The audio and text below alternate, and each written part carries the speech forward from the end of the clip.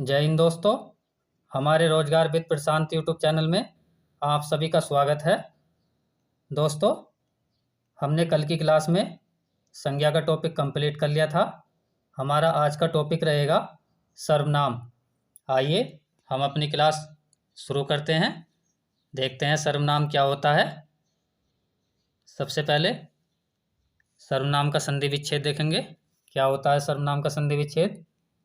सर्वनाम का संधि विच्छेद होता है सर्व प्लस नाम। सर्वनाम का शाब्दिक अर्थ है सबका नाम या किसी का भी नाम। अगला पॉइंट है सर्वनाम एक विकारी शब्द है। आइए सर्वनाम की परिभाषा देखते हैं। संज्ञा के स्थान पर प्रयुक्त होने वाले शब्द सर्वनाम कहलाते हैं। अगला पॉइंट है संज्ञा की पुनरावृत्ति को रोकने के लिए सर्वनाम शब्दों का प्रयोग किया जाता है।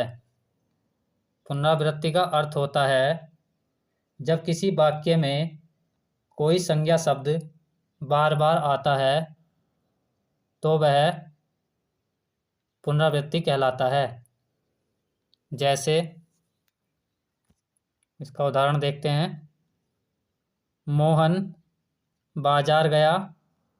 मोहन ने बाजार से सब्जी खरीदी। यहाँ पर मोहन संज्ञा है और यहाँ पर भी मोहन संज्ञा है, तो मोहन की यहाँ पर पुनरावृत्ति हुई है। इसी पुनरावृत्ति को रोकने के लिए सर्वनामों का प्रयोग किया जाता है। तो इस वाले मोहन के स्थान पर हमने उसने सर्वनाम का प्रयोग किया है, तो हमारा वाक्य क्या बनेगा?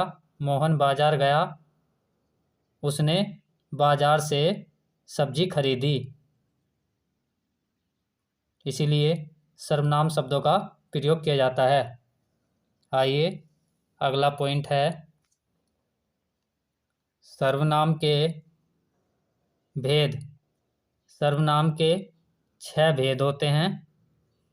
अगला पॉइंट है सर्वनाम की संख्या। सर्वनाम की संख्या 11 होती है। आइए देखते हैं कौन कौन सी होती है।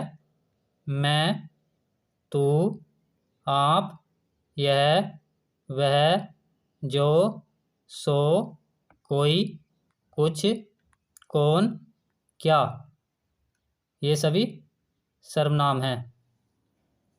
आइए आगे देखते हैं सर्वनाम के भेद।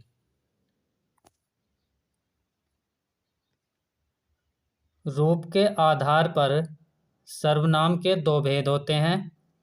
पहला मौलिक या मूल सर्वनाम और दूसरा यौगिक सर्वनाम। आइए नंबर 1 देखते हैं। मौलिक या मूल सर्वनाम क्या होता है? सर्वनाम का जिस रूप में जन्म हुआ है उसे मौलिक सर्वनाम कहते हैं। इनकी संख्या 11 होती है। ये 11 कौन कौन से हैं देखते हैं। मैं, तू, आप, यह, वह, जो, सो, कोई, कुछ, कौन, क्या, ये सभी सर्वनामों की संख्या हैं। आइए नंबर 2 देखते हैं इसका। नंबर 2 है यौगिक सर्वनाम। इसकी परिभाषा है जब मूल सर्वनाम पर लिंग, वचन, कारक आदि का प्रभाव पड़ता है तो यौगिक सर्वनाम बनता है। जैसे मौलिक सर्वनाम थे मैं, तू, तो मैं से क्या बना? मैंने, मुझे, मुझको, मेरा, मेरी आदि। तो ये क्या हो गए? यौगिक सर्वनाम। ऐसी तू है तो तू से बने हैं तूने, तुझे, तुझको, तुम्हारी आदि। ये क्या हो गए? यौगिक सर्वनाम। आइए अगला पॉइंट देखते हैं। प्रयोग के आधार पर सर्वनाम के 6 भेद होते हैं। पहला पुरुषवाचक सर्वनाम, दूसरा निजवाचक सर्वनाम, तीसरा निश्चयवाचक सर्वनाम, चौथा अनिश्चयवाचक सर्वनाम, पांचवा प्रश्नवाचक सर्वनाम और छठा संबंधवाचक सर्वनाम। पुरुषवाचक सर्वनाम के 3 भेद होते हैं। पहला उत्तम पुरुषवाचक सर्वनाम, दूसरा मध्यम पुरुषवाचक सर्वनाम, तीसरा अन्य पुरुषवाचक सर्वनाम। उत्तम पुरुषवाचक सर्वनाम होते हैं मैं, हम। मध्यम पुरुषवाचक सर्वनाम होते हैं तू, तुम, आप। अन्य पुरुषवाचक सर्वनाम होते हैं ये, वे।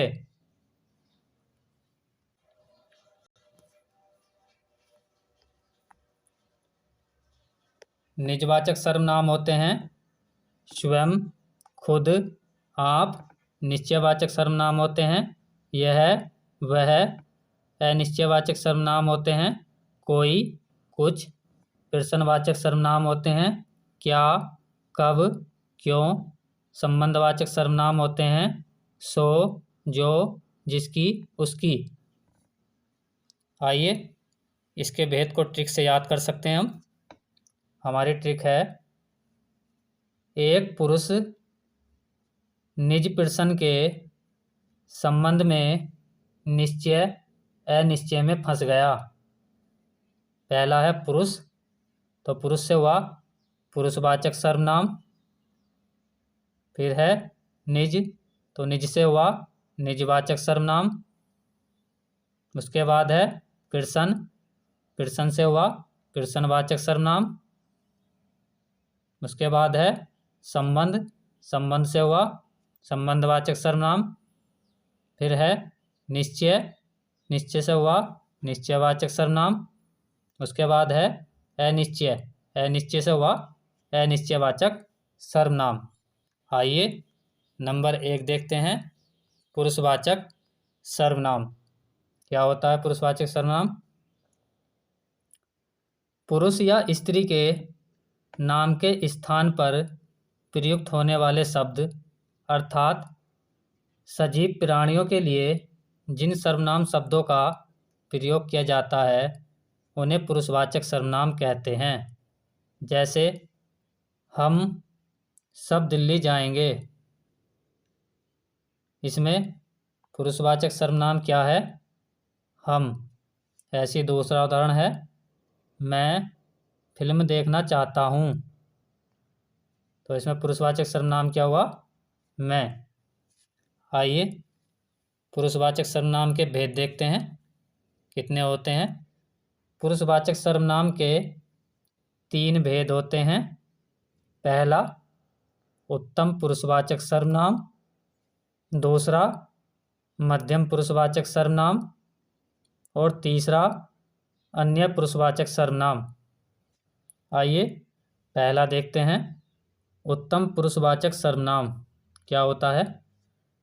वे सर्वनाम शब्द जिनका प्रयोग वक्ता या लेखक अपने लिए करता है उत्तम पुरुषवाचक सर्वनाम कहलाते हैं।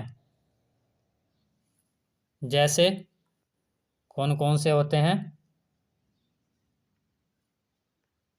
उत्तम पुरुषवाचक सर्वनाम? मैं और हम, ये उत्तम पुरुषवाचक सर्वनाम होते हैं। मैं से मेरा, मुझे, मुझको बनते हैं और हमसे हमें, हमको, हमसे, हमारा बनते हैं। ये सभी क्या हो गए? उत्तम पुरुषवाचक सर्वनाम। आइए इसके उदाहरण देखते हैं। उदाहरण क्या है? पहला उदाहरण है, मैं खेल रहा हूँ, तो इसमें उत्तम पुरुषवाचक सर्वनाम क्या हुआ? मैं। दूसरा उदाहरण है, मुझे आज पढ़ना है, तो इसमें उत्तम पुरुषवाचक सर्वनाम क्या हुआ? मुझे। अगला उदाहरण है, हम सब दिल्ली जाएंगे, तो इसमें उत्तम पुरुषवाचक सर्वनाम क्या हुआ? हम। आइए इसका नंबर 2 देखते हैं। मध्यम पुरुषवाचक सर्वनाम क्या होता है? वे सर्वनाम शब्द जिनका प्रयोग वक्ता या लेखक श्रोता या पाठक के लिए करता है मध्यम पुरुषवाचक सर्वनाम कहलाते हैं। जैसे मध्यम पुरुषवाचक सर्वनाम होते हैं तू, आप। तू से बनता है तुम, तुम्हारा, तुमसे, और आप से बनते हैं आपका, आपसे, आपने। ये सभी क्या हैं? मध्यम पुरुषवाचक सर्वनाम। आइए नोट पॉइंट देखते हैं क्या है। आप सर्वनाम शब्द का प्रयोग जब किसी दूसरे व्यक्ति के लिए प्रयोग होता है तो वह मध्यम पुरुषवाचक सर्वनाम होता है।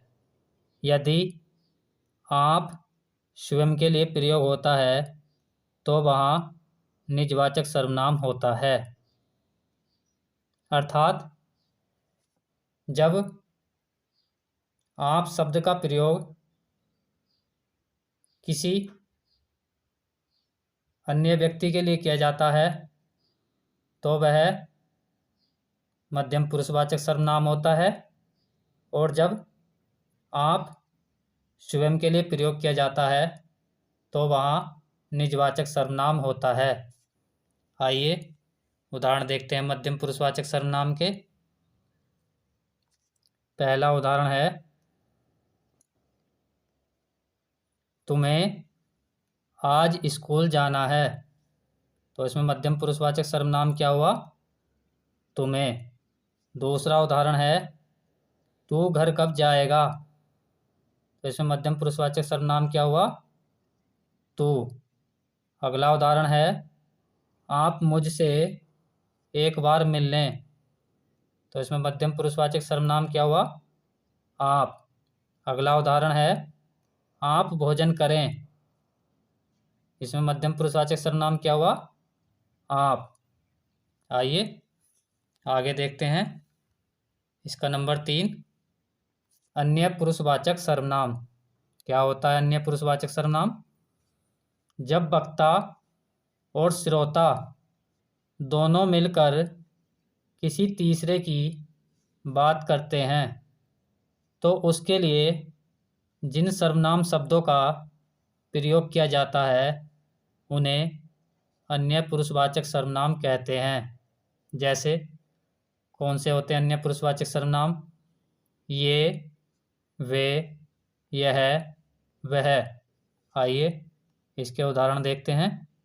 पहला उदाहरण है ये किसके रिश्तेदार हैं।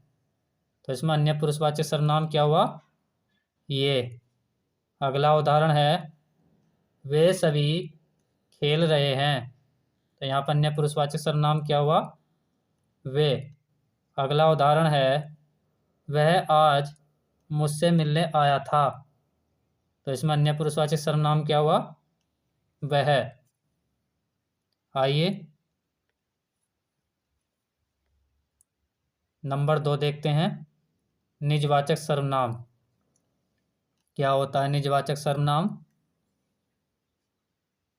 जिस सर्वनाम का प्रयोग कर्ता कारक स्वयं के लिए करता है उसे निजवाचक सर्वनाम कहते हैं। जैसे स्वयं, खुद, अपने आप, स्वतः आदि। ये सभी क्या हैं? निजवाचक सर्वनाम। आइए इसके उदाहरण देखते हैं। पहला उदाहरण है वह अपनी परीक्षा देने स्वयं गया है। तो इसमें निजवाचक सर्वनाम क्या हुआ? स्वयं। अगला उदाहरण है मैंने यह खाना आप बनाया है। तो इसमें निजवाचक सर्वनाम क्या हुआ? आप। अगला उदाहरण है मैं अपने आप चला जाऊंगा। तो इसमें निजवाचक सर्वनाम क्या हुआ? अपने आप। आइए देखते हैं अगला उदाहरण क्या है इसका। माँ आप सो जाओ, मैं खाना आप ही खा लूँगा। इसमें आप का प्रयोग 2 बार हुआ है। पहले यहाँ पर आप, दूसरा यहाँ पर आप। पहला आप तो है इसमें मध्यम पुरुषवाचक सर्वनाम, और यहाँ पर दूसरा वाला आप है निजवाचक सर्वनाम। पहला वाला कह रहा है माँ आप सो जाओ, तो इस वाले आप का प्रयोग किसी दूसरे के लिए किया गया है जो मध्यम पुरुषवाचक सर्वनाम है, और इस दूसरे का प्रयोग किया गया है अपने लिए। कह रहा है मैं खाना आप ही खा लूँगा, तो इस आप का प्रयोग किया गया है अपने लिए किया गया है, तो ये क्या हुआ, निजवाचक सर्वनाम। आइए नंबर 3 देखते हैं, निश्चयवाचक सर्वनाम। क्या होता है निश्चयवाचक सर्वनाम? वे सर्वनाम शब्द जिनका प्रयोग किसी व्यक्ति, वस्तु या स्थान की निश्चितता बताने हेतु किया जाता है, उन्हें निश्चयवाचक सर्वनाम कहते हैं। आइए देखते हैं कौन कौन से होते हैं निश्चयवाचक सर्वनाम। जैसे यह, वह, ये, वे, ये सभी क्या हैं, निश्चयवाचक सर्वनाम। यह का प्रयोग पास के लिए किया जाता है और वह का प्रयोग दूर के लिए किया जाता है। आइए इसके उदाहरण देखते हैं।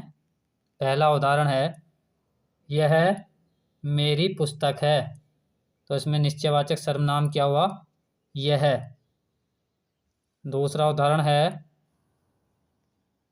वह मेरा घर है, तो इसमें निश्चयवाचक सर्वनाम क्या हुआ, वह। अगला उदाहरण है वे अच्छे हैं, तो इसमें निश्चयवाचक सर्वनाम क्या हुआ, वे। आइए इसका अगला उदाहरण देखते हैं। अगला उदाहरण है यह पुस्तक मेरी है, इसमें यह सर्वनाम का प्रयोग जो है संज्ञा से पहले किया गया है, यहाँ पर संज्ञा पुस्तक है। और उदाहरण नंबर 5 में वह घर मेरा है, यहाँ पर भी वह का प्रयोग संज्ञा से पहले किया गया है। जब किसी सर्वनाम का प्रयोग संज्ञा से पहले किया जाता है तो वह निश्चयवाचक सर्वनाम न होकर सार्वनामिक या संकेतवाचक सर्वनाम हो जाता है। यहाँ पर लिखा हुआ है सार्वनामिक या संकेतवाचक सर्वनाम। क्या होता है, जब सर्वनाम का प्रयोग संज्ञा से पहले होता है तो वह सार्वनामिक या संकेतवाचक सर्वनाम होता है। इसके उदाहरण हैं 4 और 5। आइए इसका नोट पॉइंट देखते हैं। नोट पॉइंट में क्या है, यह, वह, ये, वे निश्चयवाचक सर्वनाम में किसी व्यक्ति या वस्तु की ओर संकेत करते हैं, इसलिए निश्चयवाचक सर्वनाम कहलाते हैं। जबकि पुरुषवाचक सर्वनाम में किसी व्यक्ति के नाम के स्थान पर प्रयोग होते हैं, इसलिए पुरुषवाचक सर्वनाम कहलाते हैं। नंबर 4 देखते हैं, अनिश्चयवाचक सर्वनाम। क्या होता है अनिश्चयवाचक सर्वनाम? वे सर्वनाम शब्द जिनका प्रयोग किसी व्यक्ति, वस्तु या स्थान की अनिश्चितता बताने हेतु किया जाता है, उन्हें अनिश्चयवाचक सर्वनाम कहते हैं। जैसे क्या क्या होते हैं अनिश्चयवाचक सर्वनाम? कोई, कुछ। कोई का प्रयोग सजीव के लिए किया जाता है और कुछ का प्रयोग निर्जीव के लिए किया जाता है। इसका उदाहरण है कोई रो रहा है, तो यहाँ पर अनिश्चयवाचक सर्वनाम क्या हुआ, कोई। कोई क्या है, सजीव है। अगला उदाहरण है इसका कुछ दे दीजिए, तो यहाँ पर अनिश्चयवाचक सर्वनाम क्या हुआ, कुछ। इसका अगला उदाहरण है दरवाजे पर कोई खड़ा है, तो इसमें अनिश्चयवाचक सर्वनाम क्या हुआ, कोई। अगला उदाहरण है आपके घर कोई आया है, तो इसमें अनिश्चयवाचक सर्वनाम क्या हुआ, कोई। आइए नंबर 5 देखते हैं, नंबर 5 है संबंधवाचक सर्वनाम। क्या होता है संबंधवाचक सर्वनाम? वे सर्वनाम शब्द जिनका प्रयोग किसी शब्द या वाक्य का किसी अन्य शब्द या वाक्य से संबंध बताने के लिए किया जाता है, उन्हें संबंधवाचक सर्वनाम कहते हैं। जैसे जो, सो, जैसा, वैसा, का, की आदि, ये सभी क्या हैं? संबंधवाचक सर्वनाम। आइए इसके उदाहरण देखते हैं। उदाहरण क्या है? पहला उदाहरण है जिसकी लाठी उसकी भैंस। तो इसमें संबंध किस किस में दिखाया गया है? जिसकी और उसकी। तो जिसकी और उसकी क्या हुए? ये संबंधवाचक सर्वनाम। दूसरा उदाहरण है जैसा करोगे वैसा भरोगे। तो इसमें संबंधवाचक सर्वनाम क्या क्या है? जैसा, वैसा। जैसा का संबंध क्या बताया गया? वैसे से। ऐसे ही अगला उदाहरण है जो बोओगे सो काटोगे। तो जो का संबंध किससे है? सो से। तो ये क्या हुए? संबंधवाचक सर्वनाम। आइए नंबर 6 देखते हैं। नंबर 6 है प्रश्नवाचक सर्वनाम। क्या होता है प्रश्नवाचक सर्वनाम? वे सर्वनाम शब्द जिनका प्रयोग वक्ता प्रश्न पूछने हेतु करता है, उन्हें प्रश्नवाचक सर्वनाम कहते हैं। जैसे कौन, क्या, कब, क्यों, कैसे, कहाँ आदि, ये सभी क्या हैं? प्रश्नवाचक सर्वनाम।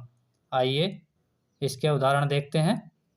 पहला उदाहरण है दरवाजे पर कौन खड़ा है। तो इसमें क्या पूछा जा रहा है? किसी से प्रश्न पूछा जा रहा है कि दरवाजे पर कौन खड़ा है। तो इसमें प्रश्नवाचक सर्वनाम क्या हुआ? कौन। अगला उदाहरण है आपका नाम क्या है। तो इसमें भी क्या पूछे जा रहा है? प्रश्न। तो इसमें प्रश्नवाचक सर्वनाम क्या हुआ? क्या। अगला उदाहरण है तुम्हें क्या चाहिए।